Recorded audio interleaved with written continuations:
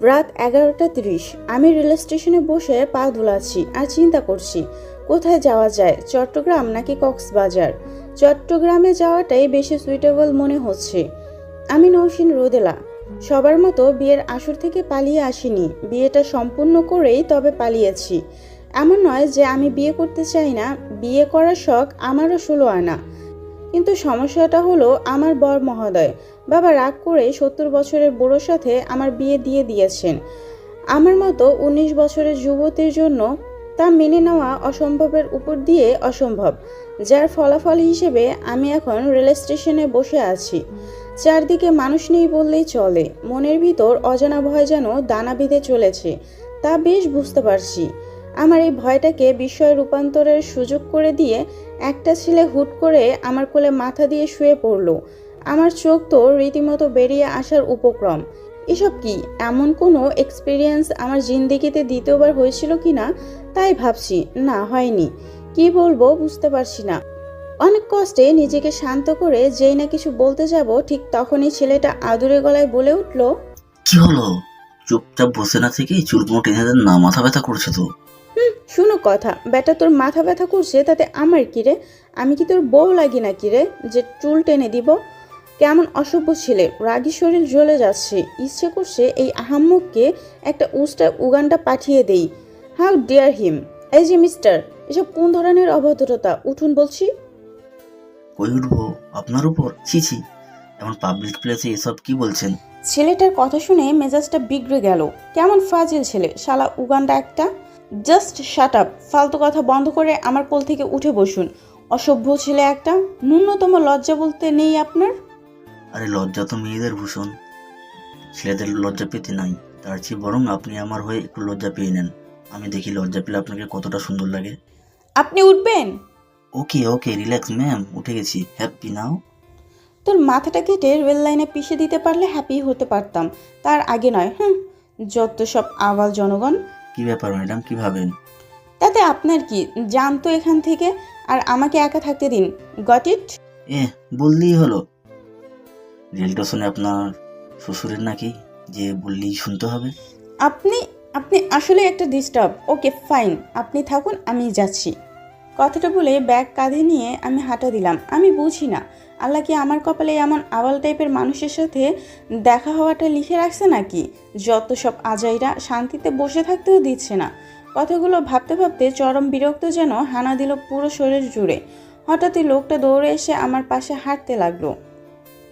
কি সমস্যা আপনার? আমার পিছু পিছু আসছেন কেন? পিছু পিছু কই, আমি তো আপনার পাশাপাশি হাঁটছি। তা পাশাপাশি বা হাঁটছেন কেন শুনি? ইচ্ছে, ব্যাপক ইচ্ছে করছে আপনার সাথে রোমান্স করি। হোয়াট? বাট আমার মোটেও ইচ্ছে করছে না, সো প্লিজ গো ব্যাক। এত চেঁচাচ্ছেন কেন বলুন তো? আমি বোঝাতে চেয়েছিলাম আমার আপনার সাথে হাঁটতে ইচ্ছে করছে, ব্যাস। বাট আমার মোটেও ইচ্ছে করছে না, so please go back. No I can't. Anyway, আপনি কোথায় যাবেন? জাহান্নামে। Oh really? এখানে জাহান্নাম যাওয়ার জন্য ট্রেন আছে নাকি? আপনি একটু চুপ করবেন প্লিজ? ওকে, চুপ করব। তার আগে বলুন যাচ্ছেনটা কোথায়? চট্টগ্রাম। নাও হ্যাপি, এখন চুপ করুন প্লিজ। তার মানে দুটো ট্রেনে? তো এত আগে এসছেন কেন? দুটো না, 12টা ট্রেন, মাত্র 10 মিনিট বাকি। এখন আপাতত পক পক করে বন্ধ করুন। মিস কেসবতী, আপনি হয়তো জানেন না যে চট্টগ্রামের ট্রেনটা আজ 2 ঘন্টা লেট আছে। আর আমার পক পক 2 ঘন্টা পর্যন্ত আপনাকে সহ্য করতে হচ্ছে। কি? জি। আপনি মগার মতো হাসি বন্ধ করে এখান থেকে যান তো, বিরক্ত লাগছে। উফ! কথাটা শেষ করতেই দেখি কয়েকটা ছেলে এদিকে আসছে। তাদের হ্যাবলাকান্তর মতো হাঁটা দেখেই বুঝতে পারছি যে তারা ড্রাঙ্ক। ভয় প্রাণ পাখি ক্রমাগত ডানা ঝাপটাচ্ছে। তখন মিস্টার বকবক বলে উঠলেন, ওকে মিস আর missus, I am going, enjoy yourself. লোকটার কথা শুনে আত্মা শুকিয়ে গেল। বলে কি? তাড়াতাড়ি খপ করে লোকটির হাত চেপে ধরলাম। করুণ গলায় বলে উঠলাম, প্লিজ ডোন্ট মাইন্ড, আমি তো এমনি বলেছি। আপনি এখানেই বসুন, আই হ্যাভ নো প্রবলেম। না ঠিক আছে, আমি ওদিকে গিয়ে বসছি। শুধু শুধু আপনাকে ডিস্টার্ব করে কি লাভ বলুন? আমি বলছি তো এখানেই বসুন, আমি একদম ডিস্টার্ব ফিল করব না, প্লিজ। আচ্ছা, এত করে বলছেন যখন, তো ঠিক আছে। লোকটি আমার পাশে হাত পা টান করে বসে পড়ল, কিন্তু আমার নজর ওই ছেলেগুলোর দিকে। ওরাও একটু দূরে চিৎপটাং হয়ে শুয়ে পড়ল। আমি বারবার ঢোক গিলে চলেছি, গলা রীতিমতো শুকিয়ে কাঠ। শুনুন মিস, আরো তো 2 ঘন্টা বাকি। চলুন রাস্তাটা ধরে হেঁটে আসি। ওনার কথা শুনে আমি ভ্রুকুচকে তাকালাম। ব্যাটার মতলবটা কি? আমাকে কিডন্যাপ করতে চাইছে না তো? মাই গড! চলুন, বেশ ভালো লাগবে। এক রাতের জন্য আমরা না হয় হিমু রূপা হয়ে যাব। যদিও রূপা হিমুর সাথে মাঝরাতে হাঁটতে বের হয়নি, আপনি না হয় সেই রেকর্ডটা ভেঙে দিবেন। কি যাবেন মিস? জি না, আমার রূপা হওয়ার কোনো শখ নেই। আমি রোদেলা হিসেবে বেশ আছি। ও, তাহলে আপনি থাকেন। আমার আবার হিমু হবার খুব শখ, তাই আমি চললাম।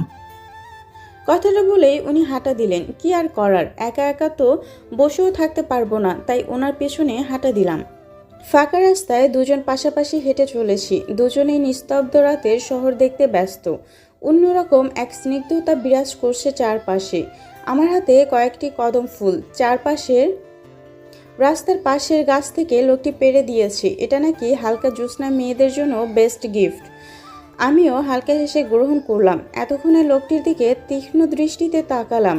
লোকটি সুদর্শন বটে, বেশ লম্বা ও স্বাস্থ্যবান, মাথা ভরা কুকড়ানো চুল, গালে খোঁচা খোঁচা দাড়ি, পরনে সাদা শার্ট, কালো জিন্স। ফর্সা শরীরে বেশ মানিয়েছে বলেই মনে হচ্ছে।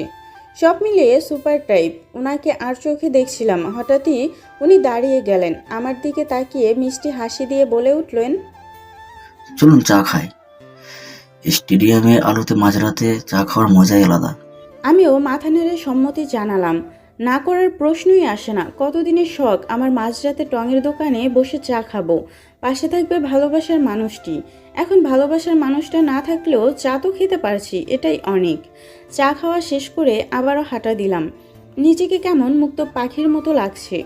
অসম্ভব ভালো লাগা কাজ করছে। সেই সাথে ভালো লাগা ছোঁয়া লোকটির উপরে গিয়ে পড়েছে বারবার। পাশে একটা গোলার দোকান দেখে আবারও থামলাম। বাচ্চাদের মতো গোলা খাওয়ার প্রতিযোগিতায় নেমে পড়লাম দুজনেই। আর অবশেষে জিতটা আমারই হলো। ফোনের ঘড়িতে 1:40 বাজছে। এতটা সময় পার হয়ে গেছে বুঝতেই পারিনি। কিন্তু এবার তো ফিরতে হবে, নয়তো এই ট্রেনটাও মিস। কিন্তু কেন জানি না মনে হচ্ছে হয়ে যাক মিস, থেকে যাই এখানেই। আচ্ছা, আপনি কোথায় যাবেন? বউ খুঁজতে যাব। মানে? মানে হলো, আমার সুন্দরী বউকে আমি হারিয়ে ফেলেছি, ওকেই খুঁজবো। আপনার ওয়াইফ বুঝি খুব সুন্দর, আর হারালো কিভাবে?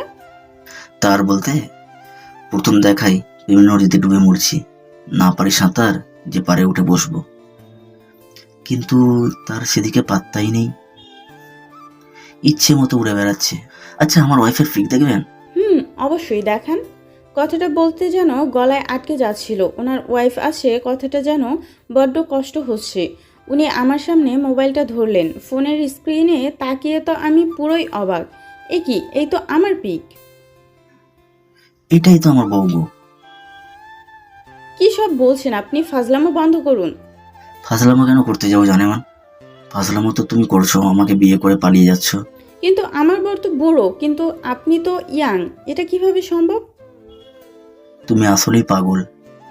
আপুরা তোমার সাথে মজা করেছে, আর তুমিও তা শুনে ড্যাং ড্যাং করে চলে যেতে দিচ্ছিলে বরকে না দেখি। আরে বাবা যেভাবে বললো, তারপর আর দেখা দেখি করতে গিয়ে ফেঁসে যাওয়ার প্রশ্নই আসে না। তাছাড়া আমি কিভাবে বুঝবো আমার বর বুড়ো না হ্যাপি স্মার্ট? কথাটা বলে ওনার গালে একটা চুমু বসিয়ে দিলাম, আর সাথে সাথে লজ্জায় লাল হয়ে উঠল আমার দুই গাল। ছি ছি, কি করে ফেললাম! এজন্যই বলি রোদ, মাথা ঠান্ডা রেখে কাজ করো। লজ্জায় মাটিতে মিশে যেতে ইচ্ছে করছে। হয়েছে, আর লজ্জা পেতে হবে না। এবার বাসার পথে পা বাড়ান। আমাদের অদ্ভুত বিয়ের অদ্ভুত বাসর প্রায় শেষের দিকে, তবে বাসর রাতটা তেমন খারাপ কাটেনি, কি বলো? আর যা বাকি আছে তা না হয় রুমে গিয়ে। আপনি আসলেই অসভ্য। আচ্ছা, আপনি কি করে জানলেন আমি রেল স্টেশনে? সেই রহস্য তো বলা যাবে না, ওটা নাতি নাতনিদের জন্য রেখে দিচ্ছি, ওদের শোনাবো। তাই বলে আমাকে বলা যাবে না? জি না, এখন চলো তো। হাতে হাত রেখে দুজনে হেঁটে চলেছি। অশান্ত মনটা এখন বেশ শান্ত, যদিও পাশে থাকা মানুষটির নামটিও এখনো জানি না আমি, তবুও একটি তীব্র টান অনুভব করছি তার প্রতি। কিছু ভালোবাসা রাতের আধারে মিলিয়ে দিতে দোষ কি?